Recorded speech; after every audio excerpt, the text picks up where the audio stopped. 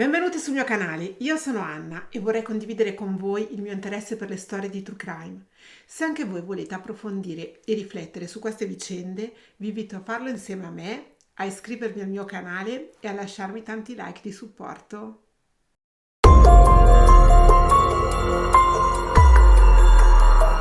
Cattiva, cattiva, cattiva. Cattiva figlia, cattiva moglie e cattiva madre.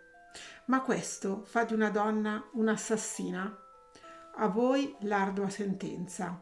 Oggi vi racconto la storia di Corrina Grisolia. Corrina Grisolia, detta Cora, nacque nel 1914 a Buenos Aires e giunse in Italia con la madre a Firenze nel 1926.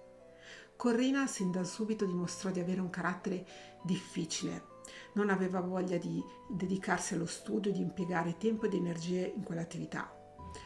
Era una ragazza molto bella e intraprese una carriera di modella.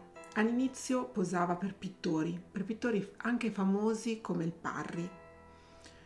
La sua carriera svoltò decisamente quando si trasferirono a Genova. Corrina era una bella ragazza bionda dagli occhi azzurri con gli zigomi alti e veniva soprannominata la Bella Argentina in riferimento alle sue origini. Una volta arrivata a Genova contattò una casa d'appuntamento di lusso e lasciò il suo nominativo tra quelli delle ragazze disponibili. Corrina era richiestissima e aveva solo clienti altolocati che col tempo cominciarono a farle proposte di matrimonio. Tra di loro c'era anche un uomo giovane e magro dalla faccia eternamente da ragazzino, Clemente Mazzarello. Clemente frequentò la casa d'appuntamenti dove lavorava Cora fino al 1938, quando decise di chiederle di sposarlo. E Cora, che amava la bella vita, amava i gioielli, accettò. Clemente era davvero innamorato di Cora e pensava di riuscire a redimerla e di farle cambiare vita con il suo amore. I due si sposarono e andarono a vivere a Genova in via Morgantini 5, interno 8. Il loro sarebbe potuto essere un matrimonio come tanti altri e invece si trasformò subito in un inferno domestico. Corrina si rivelò subito essere una donna dispotica, arrogante, malvagia, ben lontana dall'angelo del focolare sensuale e disponibile che Clemente si aspettava. Nel 1940 Clemente fu chiamato alle armi, però ottenne di poter svolgere il servizio militare a Genova e di rientrare alla sera a dormire a casa. Corrina però non lo voleva in mezzo ai piedi e allora escogitò un piano.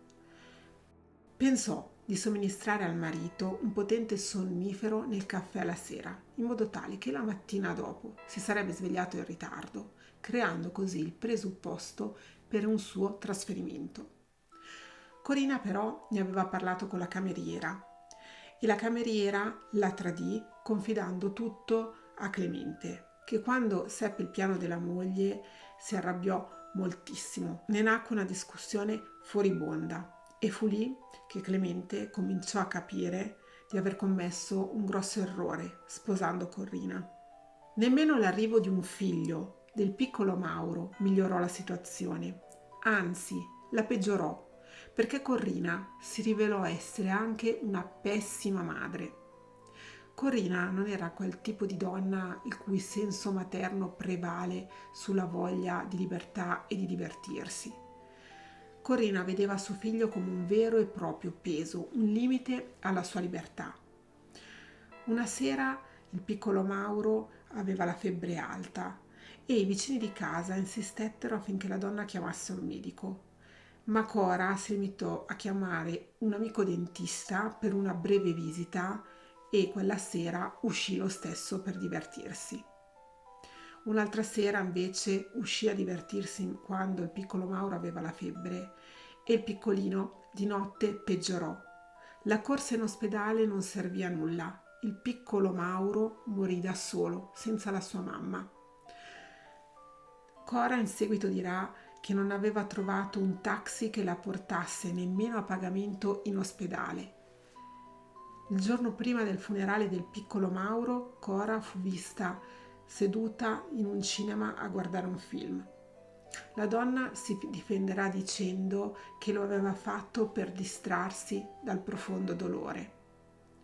La morte del piccolo Mauro in realtà non la scalfì per nulla.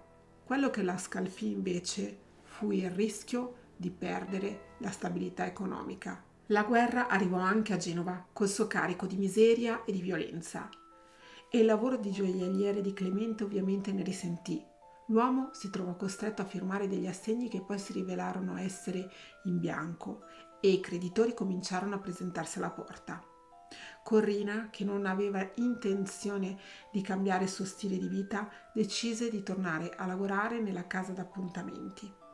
La donna si concedeva a qualsiasi uomo che la pagava bene. Una volta terminata la guerra, Clemente cominciò a guadagnare come prima, ma ormai il rapporto coniugale era totalmente logorato. Clemente non era nemmeno più geloso di Cora, anzi, anche lui aveva intrapreso una relazione extraconiugale. E Corina lo scoprì, trovando una fotografia nel portafoglio dell'uomo. Ne nacquero delle terribili discussioni. I litigi in quell'atmosfera erano una realtà quotidiana, al punto che i vicini di casa non ci facevano nemmeno più caso. Anche quel 17 febbraio 1944 in quella casa si alzò la voce. Solo che questa volta i rumori erano più forti, tanto che l'inquilino del piano di sotto, il signor Pieretti, andò ad avvisare il portinaio, Salvatore Turra. Erano le 13 e il portinaio stava mangiando, ma decise ugualmente di interrompere per andare a verificare cosa stesse succedendo. Salvatore entrò subito nell'appartamento, la cui porta era socchiusa, e vide subito il corpo di un uomo disteso a terra, con i piedi rivolti verso il corridoio. L'uomo era trafitto da decine di coltellate, al punto che il volto era talmente tumefatto che Salvatore non riconobbe subito Clemente, che al collo aveva ancora il tovagliolo. Salvatore poi si diresse verso la camera da letto, la cui porta era chiusa ma non a chiave. Fece fatica ad aprire la porta perché era bloccata dal corpo di Corrina, che era riversa a terra, legata e imbavagliata.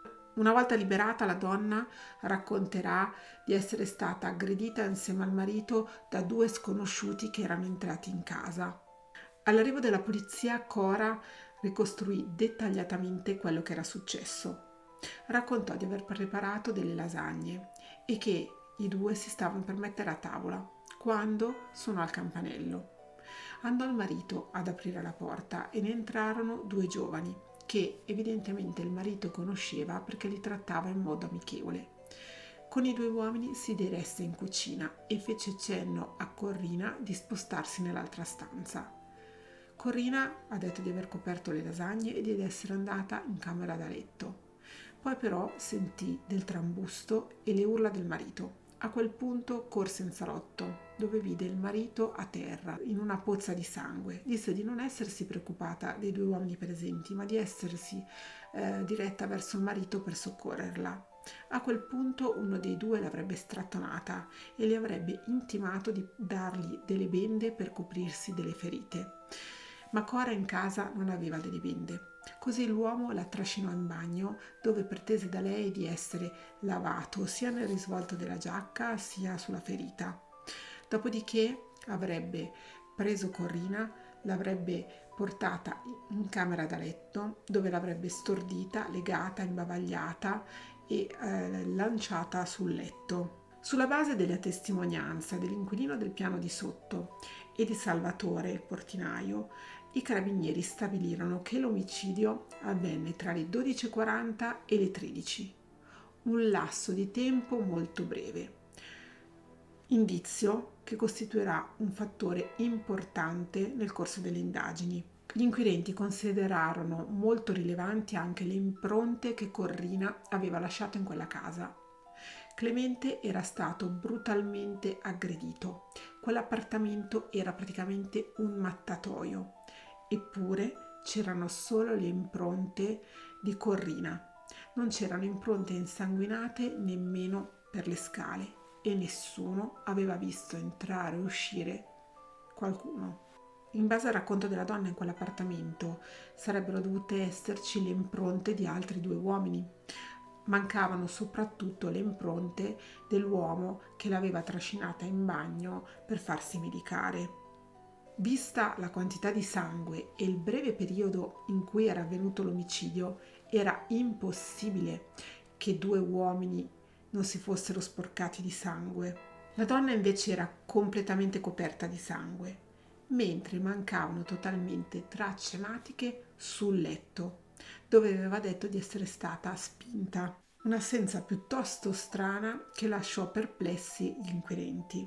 In commissariato Cora però inizialmente ricostruì con precisione e senza contraddirsi quello che era successo nelle ore precedenti l'omicidio e quindi all'inizio fu creduta e fu rimandata a casa.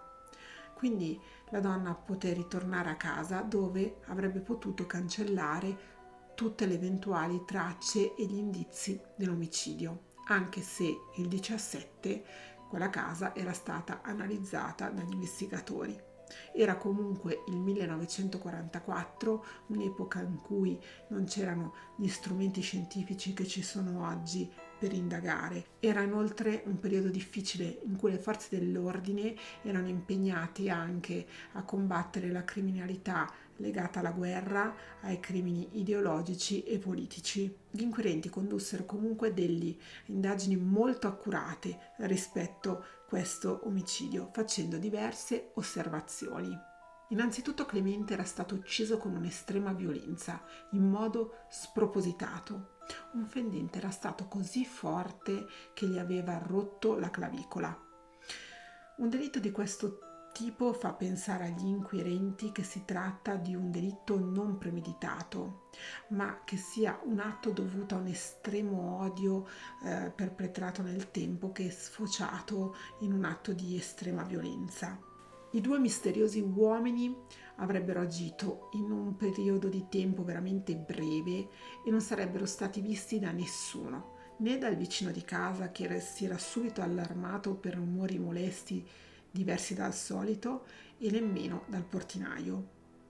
Inoltre il pavimento era pieno di sangue, ma aveva solo le impronte di Corrina e non c'erano impronte insanguinate nelle scale. Cora aveva affermato di aver perso le ciabatte mentre correva a soccorrere il marito. In realtà poi queste calzature furono ritrovate riposte in modo troppo ordinato. Secondo gli inquirenti Clemente era stato colto alla sprovvista e oltre le 45 coltellate aveva subito una bottigliata in testa e su quella bottiglia c'erano solo le impronte di Corrina. Corrina inoltre diceva di non ricordare se i 2 aggressori indossassero o meno i guanti. Furono trovate delle tracce di sangue sulla parete del corridoio, che corrispondono però perfettamente alla mano di Corrina. Le corde con le quali è stata legata Corrina presentano dei nodi che la donna poteva tranquillamente farsi da sola. Inoltre uno dei periti aveva fatto notare che il fazzoletto con cui era stata imbavagliata Corrina aveva l'impronta del rossetto che non era sbavata, come se la donna non avesse né urlato né avesse tentato di liberarsi. Un altro fatto che ha fatto molto riflettere gli inquirenti era il fatto che il materasso sul quale pare sia stata gettata Corrina non aveva nessuna traccia di sangue. Infine, il fatto che la porta della camera da letto fosse chiusa e bloccata dal corpo di Corrina, secondo gli inquirenti, non costituisce una prova che la donna sia stata aggredita. Inizialmente il magistrato credette a Corrina proprio per quel fatto della porta, del fatto che era chiusa in camera e che la porta non si apriva perché è ostacolata dal suo corpo.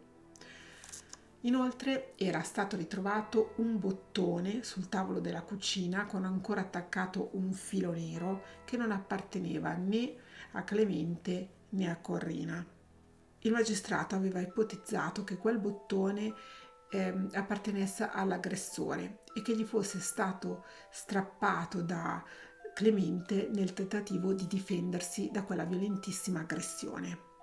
Mentre Cora stava discutendo con i parenti di Clemente circa l'eredità, dopo 10 giorni dell'omicidio venne arrestata. L'opinione pubblica su questo caso si divise e nacquero fondamentalmente 3 ipotesi. La prima era quella che Corrina fosse innocente e che i 2 aggressori erano legati a dei commerci loschi di Clemente. La seconda ipotesi invece la vedeva come un'assassina che aveva premeditato il delitto perfetto. L'ultima ipotesi invece sosteneva che Corrina avesse pagato 2 killer per uccidere il marito. A confermare questa terza ipotesi arrivò una lettera ai carabinieri genovesi firmato da Antonio Buzzurro, un detenuto, che raccontò di essere stato incaricato da un certo Aldo Allia, una volta uscito di prigione, di recuperare un prezioso orologio che l'uomo diceva di aver rubato al gioielliere Clemente Mazzarello dopo averlo ucciso. Il nome di Allia fu fatto anche da altre 2 persone. Ne parlò anche il presidente della sezione Via Regina dei partigiani, prima di essere fucilato. Dichiarò che questo Allia gli aveva raccontato di essere l'assassino di Clemente Mazzarella e di essere stato l'amante della moglie Corrina. Poi giunse ai carabinieri un'altra lettera, addirittura dall'Indocina, dove Luigi Martellosio, un tipografo milanese passato alla legione straniera dopo aver disertato l'esercito italiano, raccontò di aver conosciuto l'Allia mentre si trovava sulle Alpi Apuane e di aver raccolto la sua confessione. Anche lui, questo Allia, avrebbe dichiarato di essere l'assassino di Clemente Mazzarella e di essere stato l'amante di Corrina. A lui aveva raccontato anche che Corrina non sapeva che quel giorno sarebbe andato in quella casa per uccidere Clemente. Anche questo un racconto pieno di incongruenze. In ogni caso si stabilì che questo Allia, il giorno 14 dicembre 1944, si trovava in carcere. Sembrava inverosimile che Corrina avesse potuto uccidere Clemente con quelle 47 coltellate e che fosse riuscita poi a mettere in atto quella messa in scena. Però non c'era nemmeno traccia di quegli altri 2 assassini ipotetici. Nel corso delle indagini emersero diversi aspetti significativi della vita di Corrina che indussero gli inquirenti a ritenerla colpevole. In particolare furono le dichiarazioni dell'ex cameriera, che non risparmiò nessun dettaglio sulla vita di Corrina e che la mise davvero in cattiva luce, soprattutto raccontando i risvolti di quell'infelice matrimonio, dove c'erano diversi tradimenti sia della moglie che del marito, litigi e persino botte. Nel 1945, in piena guerra civile, furono aperte le porte del carcere di Genova per permettere ai partigiani e ai prigionieri politici di evadere, ma ne approfittò anche Corrina per evadere. La fuga della donna durò poco, qualche mese, e poi fu di nuovo arrestata, ma questo fatto influenzò molto poi l'andamento del processo. Nel corso del processo la donna mantenne un atteggiamento distaccato e continuò a proclamarsi innocente.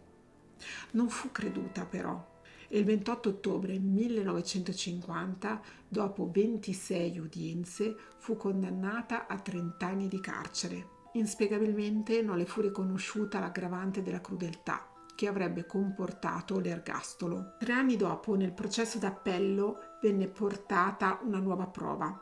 Sulla vestaglia della donna, infatti, c'erano delle tracce di sangue che non appartenevano né a Cora né a Clemente. All'epoca non c'era l'esame del DNA, era stato analizzato il gruppo sanguigno e il gruppo sanguigno non era né quello di Clemente né quello di Cora. Questa prova però non fu tenuta in considerazione e quindi i giudici confermarono il verdetto. Poco meno di 2 anni dopo, nel 1955, la Cassazione respinse la richiesta di revisione del processo. Corrina però non si perse d'animo e contattò un famoso avvocato di Bologna, Luigi Vecchi, che era specializzato in errori giudiziari. L'avvocato lavorò per comporre il mosaico di questa intricata vicenda, cercando di dimostrare l'innocenza di Corrina. E nel 1959 chiese la grazia al Presidente della Repubblica, che la concesse nel 1963. Corrina tornò ad essere una donna libera, riacquistò la sua libertà e di lei non se ne parlò più. Mi auguro che questo video sia stato di vostro interesse. Fatemi sapere nei commenti se lo conoscevate e soprattutto se secondo voi Corrina era solo cattiva o se era anche un'assassina. Io vi saluto e vi aspetto come sempre alla domenica alle 10. Un bacione, ciao!